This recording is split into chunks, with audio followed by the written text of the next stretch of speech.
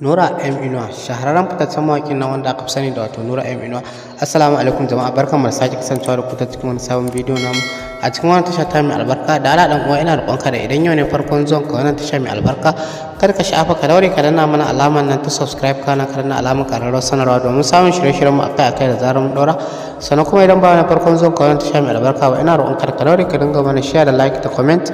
a zuwa gururrukan ku na Facebook da kuma na WhatsApp domin haka ne zai tabbatar mana da kuna bibiyar shirye-shiryen mu kuma kuna jin daɗin kasancewa da wannan tasha ta mai albarka a cikin shirye-shiryen da take kawo muku masu inganci.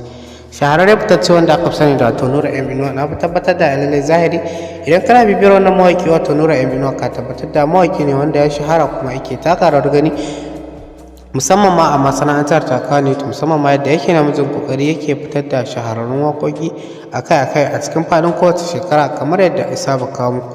Kamar yadda ya saba kawo album ɗinsa guda biyu a cikin faɗin kowace shekara, sai dai a wannan shekara da muke ciki ta 2022 bai samu dama ya kawo album ɗin nasa ba, sai dai a shekarar 2023 idan Allah ya kai mu wannan mawaƙi wato Nura M Inuwa yana sa ran zai fitar da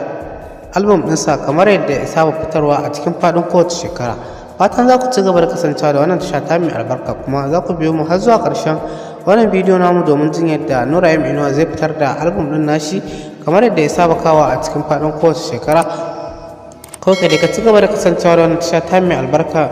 domin jin yadda Nura M Inuwa zai kawo album ɗinsa na shekarar 2023 idan Allah ya kai mu. Sannan ina ƙara roƙonka da idan yau ne farkon zuwan ka wannan tasha mai albarka, kar ka shafa ka daure ka danna mana alamar nan ta subscribe kana ka danna alamar ƙararrawar sanarwa domin samun shirye-shiryen mu akai-akai da zarar mun ɗora. Sannan kuma idan ba ne farkon zuwan ka wannan tasha mai albarka ba,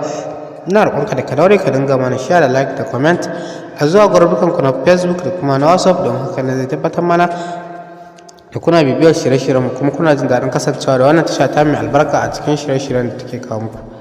Fatan za ku ci gaba da kasancewa da wannan tasha ta mai albarka domin jin yadda Nura M Inuwa ya daɗe yana taka rawar gani musamman ma a daidai wannan lokaci a kuma